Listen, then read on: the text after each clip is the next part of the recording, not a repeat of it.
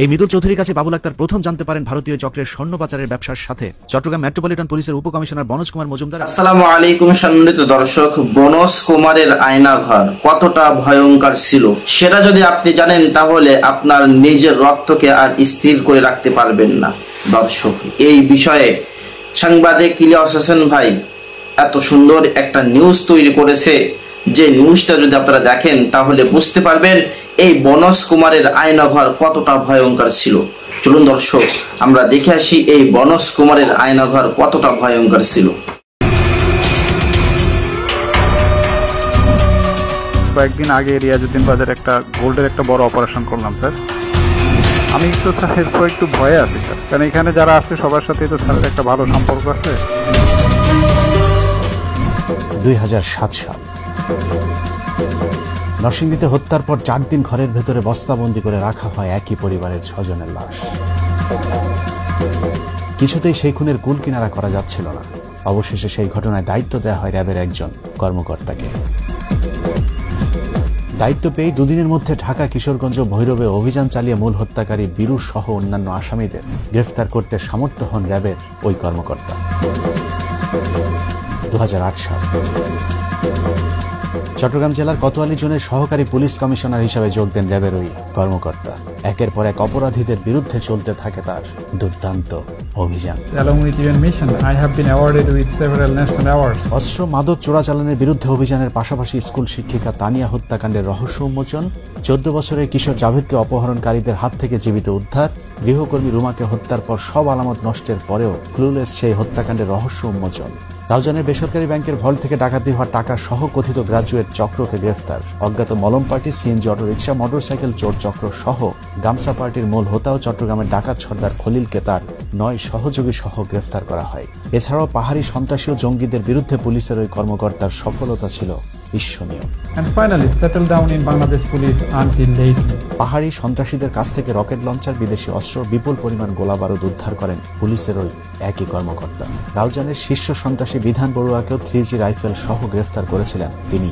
কাদের ডাকাত কিলার ওসমানকেও পুলিশের এই কর্মকর্তাই গ্রেফতার করেছিলেন।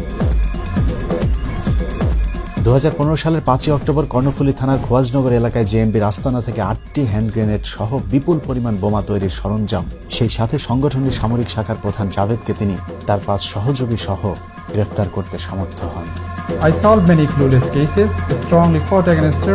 2008 থেকে 2016 সাল পর্যন্ত চট্টগ্রাম মেট্রোপলিটন পুলিশের বিভিন্ন শাখায় দায়িত্ব পালন করেছেন তিনি।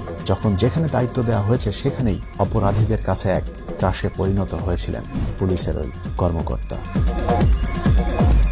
2016 সালের 25শে জানুয়ারি চট্টগ্রামের রিয়াজউদ্দিন বাজারের পাহাড় মার্কেটে মেলে দেশের ইতিহাসে সবচেয়ে বড় সোনা পাচার চক্রের স্বর্ণের বারের গুদাম। 3টি সিন্দুক থেকে উদ্ধার করা হয় প্রায় 250টি স্বর্ণের বার, সেই সাথে 60 লাখ নগদ টাকা। যুগান্তর পত্রিকার 2016 সালের 27শে জানুয়ারির খবরে বলা হয়, 25 জানুয়ারি বিকেল 5টা থেকে রাত 1টা পর্যন্ত চলা অভিযানে পুলিশের ওই কর্মকর্তাকে 2 কোটি টাকা ঘুষের অফার দেওয়া হয়। তাতেও আমাদের আজকের গল্পের নায়ক পুলিশের ওই কর্মকর্তা স্বর্ণ চোরাচালান চক্রকে ছাড়েননি। যুগান্তরের ওই দিনের খবরটির শেষ দিকে 2টো লাইন উল্লেখ করা হয়েছে, যেখানে বলা হয়েছে স্বর্ণ চোরা কারবারি এই চক্রটি ভারতের পাচারের জন্য রেখেছিল স্বর্ণের এই বারগুলো। পত্রিকার শেষ 2টি লাইনের কথা মনে রাখুন। আবারও স্বর্ণের অভিযানের ঠিক এইখানেই ফিরবো। তার আগে এতক্ষণ যে সৎ নির্ভীক পুলিশ অফিসারের কথা শুনছিলাম তার আরেকটি রূপ দেখে আসছিল। এতক্ষণ আপনারা যে পুলিশ কর্মকর্তা রোমহর্ষক সব অভিযানের কথা শুনছিলেন তার নাম আলোচিত পুলিশ কর্মকর্তা SP Babul Akhtar. I am Babul Akhtar from Bangladesh, receiving Bangladesh Police Medal from the Honorable Prime Minister of my country. হাজারো ভালো কাজ ছিল তার চাকরি জীবনের খাতায়, কিন্তু নায়ক না হয়ে তিনি এখন খলনায়ক। পরকীয়া করতে গিয়ে যিনি তার সোর্সকে দিয়ে কুপিয়ে হত্যা করেছেন তারই একমাত্র স্ত্রীকে, নিজেই নিজের স্ত্রীকে খুন করানোর পর শোকের নাটক করে দেশবাসীর করুণাও কুড়িয়েছিলেন ঠিকঠাকভাবেই। সেদিন বাবুলের কান্না দেখে বোঝাই যায়নি তিনি আসলে তার স্ত্রীকে খুন করিয়েছেন, কিন্তু আইনের চোখ ফাঁকি দেয়া কি এতই সহজ? 5 বছর পরে হলেও বাবুল আক্তারের শ্বশুর বুঝতে পেরেছেন বাবুলই খুন করিয়েছে তার মেয়েকে। বাবুলের বিরুদ্ধে তিনি মামলা করেছেন।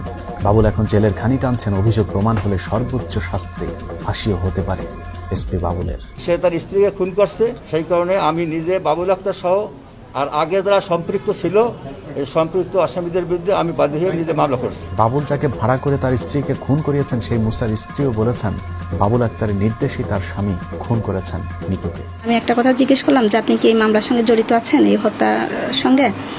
বলতেছে পান্না আমি এটা করতে চাই না, আমাকে বাধ্য করছে, এটা না করলে আমার সমস্যা হতো। প্রিয় দর্শক, এবার একটু নড়ে চড়ে বসুন, কারণ এতক্ষণ যা শুনছিলেন আমি তার চেয়ে অন্যভাবে ভিন্ন রকম কিছু বলবো। এতক্ষণ মামলার বাদী, সাক্ষী, তদন্ত কর্মকর্তা সকলেই বলেছে বাবুল আক্তার খুন করেছে, কিন্তু আমি যদি বলি বাবুল আক্তার খুন করেনি তাহলে কেমন হবে? কে কি বললো সেটা দেখার বিষয় না, কারণ আদালত চায় যুক্তি। যে কারণে এবার চলুন যুক্তিসঙ্গত উক্তিগুলো তুলে ধরা যাক। একটা সময় ছিল বাবুলকে তার শ্বশুর শাশুড়ি নিজের ছেলের মতো ভালোবাসত।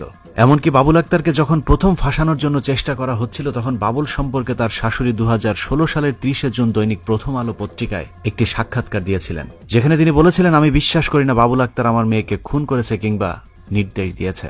ওর বয়স যখন 11 বছর তখন থেকে আমি তাকে চিনি। সেই সময় আমার মেয়ের বয়স ছিল মাত্র 2 বছর। তিনি আরো বলেন, আমার সবচেয়ে বড় কষ্ট আমার মেয়েটা চলে গেল, এরপর তোরা আমার জামাইকে পেঁচাইলি কেন? বাবুল একটা ফেরেশতা, ওরা আমার মেয়ের জামাইরে নিয়ে আজে বাজে কথা বলছে। আমার ছেলে নেই, ওকে আমরা ছেলের মতো দেখি। যুগান্তর পত্রিকার 2016 সালের 29 জুন মুখ খুললে সব ষড়যন্ত্র উড়ে যাবে শিরোনামে খবরে বাবুলের শ্বশুরের একটি বিশদ সাক্ষাৎকার তুলে ধরা হয়েছে, যেখানে সাংবাদিক মিতুর বাবাকে প্রশ্ন করেছিলেন, পুলিশের একজন কর্মকর্তা অভিযোগ করেছে মিতুকে বাবুল আক্তার নানা ধরনের নির্যাতন করত।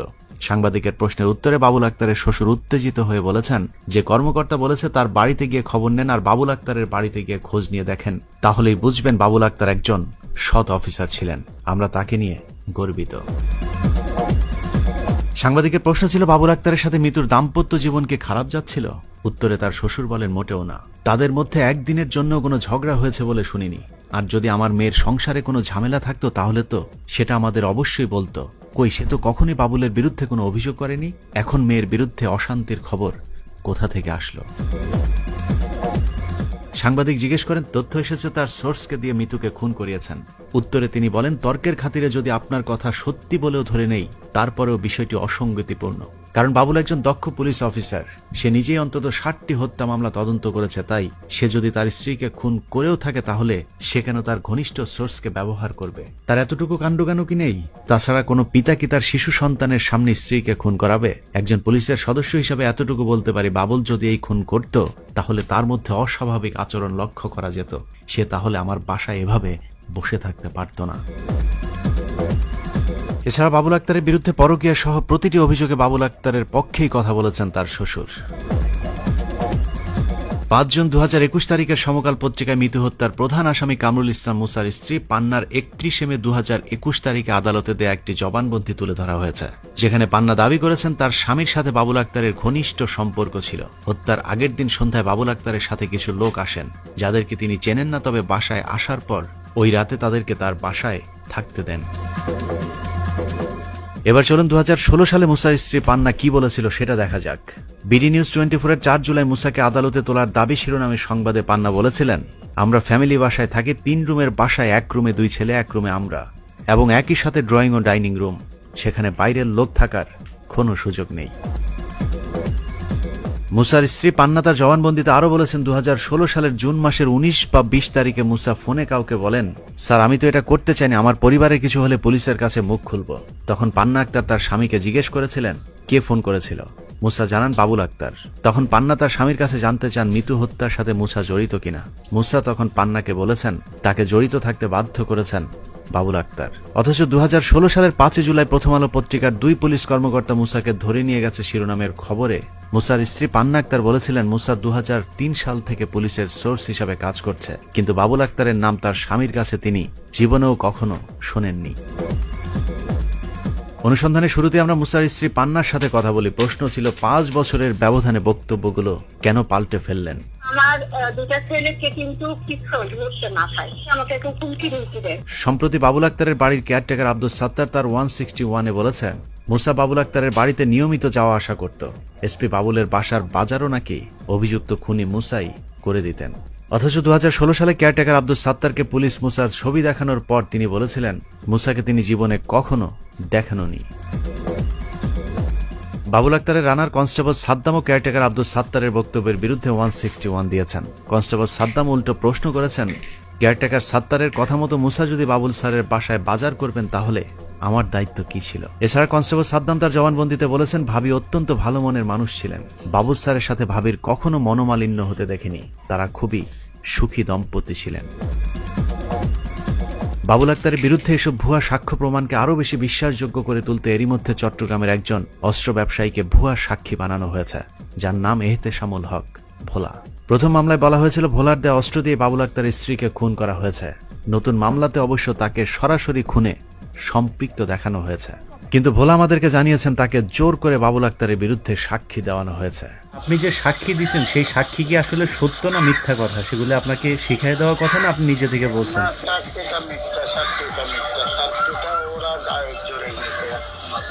আপনাকে আমি কি বুঝাবো, বাংলাদেশে ওরা যেটা চাই এটা স্বাধীন হয়ে যায় না ভাই। প্রিয় দর্শক, 2016 থেকে 2022 5 বছরে বাবুলের শ্বশুর অভিযুক্ত খুনি মুসার স্ত্রী পান্না আক্তার এবং কেয়ারটেকার আব্দুল সাত্তার সকলের বক্তব্য উল্টে গেছে। কিন্তু কে পাল্টে দিল সবকিছু? চলুন তার পরিচয় জানতে আবারও সেই পত্রিকার শেষের 2 লাইন থেকে শুরু করা যাক। যুগান্তর পত্রিকার 2016 সালের 27শে জানুয়ারির খবরে 25শে জানুয়ারির যে অভিযানের কথা বলা হয়েছিল তার শেষ 2 লাইনে ভারতীয় একটি চক্রের কথা মনে রাখতে বলেছিলাম, কারণ সেই চক্রের পরিচয় খুঁজে বের করতে পারলেই মিতু হত্যাকাণ্ডের আসল রহস্য উদ্ঘাটন করা সম্ভব হবে। আর সে চক্রের পরিচয় খুঁজে বের করতে আপনাদেরকে কিছুক্ষণের জন্য 2014 সালের আরেকটি অভিযানে নিয়ে যাব। 2014 সালের ফেব্রুয়ারি মাসে চট্টগ্রামের পুরাতন টেলিগ্রাফ রোডের বাসার সামনে থেকে অপহৃত হন মৃদুল চৌধুরী নামের আরেক স্বর্ণ ব্যবসায়ী। মৃদুল চৌধুরীকে উদ্ধারের দায়িত্ব দেওয়া হয় তৎকালীন সিএমপির উপকমিশনার বাবুল আক্তারকে। যথারীতি দ্রুত সময়ের মধ্যে বাবুল আক্তার কুমিল্লার বুড়িচং থেকে মৃদুল চৌধুরীকে উদ্ধার করেন। তার কাছেই বাবুল আক্তার প্রথম জানতে পারেন চট্টগ্রামের যেই স্বর্ণ চোরাকারবারি চক্র মৃদুলকে অপহরণ করেছেন তাদের মূল শেকড় ভারতে। এই মৃদুল চৌধুরীর কাছে বাবুল আক্তার প্রথম জানতে পারেন ভারতীয় চক্রের স্বর্ণ পাচারের ব্যবসার সাথে চট্টগ্রাম মেট্রোপলিটন পুলিশের উপকমিশনার বনোজ কুমার মজুমদার এবং সময় টিভির সাংবাদিক কমল দে সহ একটি বিশেষ ধর্মের বেশ কয়েকজন পুলিশ কর্মকর্তা জড়িত। ঘাবড়ে যাবার মতো এই তথ্য জানার পর কিছুটা থমকে গেল বাবুল আক্তার স্বর্ণ পাচারকারী চক্রটির বিরুদ্ধে অভিযান অব্যাহত রাখেন। তারই ধারাবাহিকতায় 2016 সালের 25শে জানুয়ারি চট্টগ্রামের রিয়াজউদ্দিন বাজারের বাহার মার্কেটে স্বর্ণের গুদামে অভিযান চালায় বাবুল আক্তার। সেই অভিযানের খবর শুনে বনোজ কুমার মজুমদার সাথে সাথে ফোন করেন বাবুল আক্তারকে, আর তাতেই বাবুল আক্তারের সব হিসেব মিলে যায়। বাবুল আক্তার অভিযান বন্ধ করতে রাজি না হলে প্রথমে 50 লাখ থেকে শুরু করে সবশেষ 2 কোটি টাকা পর্যন্ত ঘুষের প্রস্তাব দেয় বনোজ কুমার মজুমদার। বাবুল আক্তার তাতেও রাজি না হলে তাকে দেখে নেয়ার হুমকি দেয় বনোজ কুমার।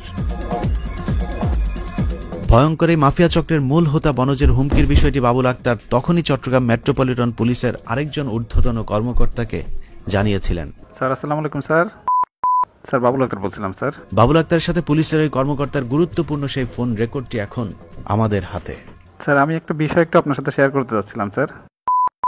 স্যার আপনি জানেন যে কয়েকদিন আগে রিয়াজউদ্দিন বাজারে একটা গোল্ডের একটা বড় অপারেশন করলাম স্যার। ওখান থেকে তো আমরা বেশ পরিমাণ গোল্ড উদ্ধার করছি, আরও প্রায় 60 লাখ টাকা মতো উদ্ধার করছি স্যার ওখানে। স্যার তো আমি ওখানে স্পটে থাকতে স্যার বনোজ স্যার আমাকে ফোন করছিলেন, ফোন করে বললেন যে বাবুল ওইখান থেকে ফিরে আসেন। তো তখন তো স্যার ওইখানে অনেক লোকজন হয়ে গেছে, তারপরে সবাই আসছে, আমাদের অফিসাররা আছে। আমি বলছি যে স্যার এখান থেকে তো ফেরা সম্ভব না। স্যার তখন বললেন যে দেখেন বাবুল কাজটা আপনার ঠিক হলো না।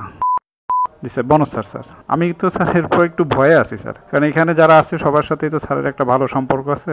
স্যার তো দীর্ঘদিন এখানে কাজ করছেন স্যার। ঊর্ধ্বতন কর্তৃপক্ষকে বিষয়টি জানানোর পর 2016 সালের মার্চে বনোজ কুমার মজুমদারকে চট্টগ্রাম থেকে ঢাকায় বদলি করা হয়।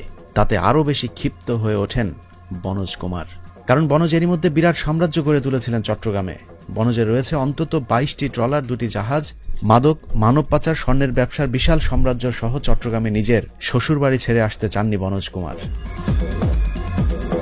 সময় টিভির চট্টগ্রাম প্রতিনিধি কমলদের সহায়তায় চট্টগ্রামের অনেক সাংবাদিকের মাঝেও নিজের নিয়ন্ত্রণ প্রতিষ্ঠা করেছিলেন বনোজ কুমার মজুমদার। দর্শক, এই বনোজ কুমারকে দ্রুত আইনের আওতায় এনে তাকে বিচার, কে একমত অবশ্যই কমেন্ট করে জানাবেন। আজকের ভিডিওটি এই পর্যন্ত। ভিডিওটি ভালো লাগলে লাইক দিবেন এবং বেশি বেশি শেয়ার করে অন্যকে দেখার সুযোগ করে দিবেন। আসসালামু আলাইকুম।